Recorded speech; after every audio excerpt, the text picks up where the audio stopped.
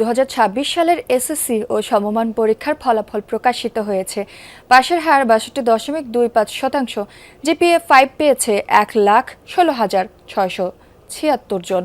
সকাল 10টায় শিক্ষা বোর্ডগুলোর ওয়েবসাইট, সংশ্লিষ্ট সকল শিক্ষা প্রতিষ্ঠান এবং এসএমএস এর মাধ্যমে একযোগে ফলাফল প্রকাশ করা হয়। এবছর পাশের হার ও জিপিএ 5 পাওয়া শিক্ষার্থীর সংখ্যা কমেছে।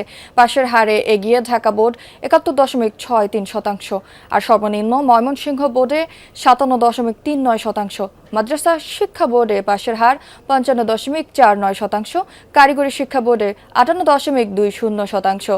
এবার সারা দেশে 312 প্রতিষ্ঠানে কোনো ছাত্রছাত্রী পাস করেনি। ফল পুনর্মূল্যায়নের আবেদন করতে পারবেন যে কেউ। এর আগে শুধু খাতায় প্রশ্নের উত্তরে নম্বরের যোগ ঠিক আছে কিনা তাই দেখা যেত। এখন থেকে প্রশ্নের উত্তর কম বা বেশি দেওয়া হলো কিনা সেটিই দেখা হবে। ফল পুনর্নিরীক্ষণের জন্য 11 আগস্ট থেকে আবেদন শুরু। আবেদন করা যাবে 17 আগস্ট পর্যন্ত।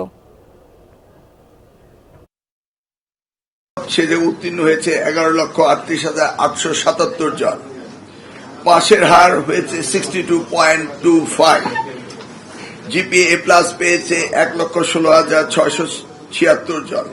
আগে পদ্ধতি ছিল যদি কোনো স্টুডেন্ট রি এক্সামিন করত তাহলে শুধু টেবুলেশন শিটটা দেখা হতো, সত্যিকার অর্থে ওই শিক্ষার্থী খাতা পাল্টিয়ে গিয়েছে কিনা এবং শিক্ষক যথাযথ নাম্বার দিয়েছে কিনা এই পুনঃপরীক্ষা করার ব্যবস্থাটি ছিল না। এবার আমরা আইনগতভাবে পরিবর্তন এনে সেই ব্যবস্থাটি রেখেছি।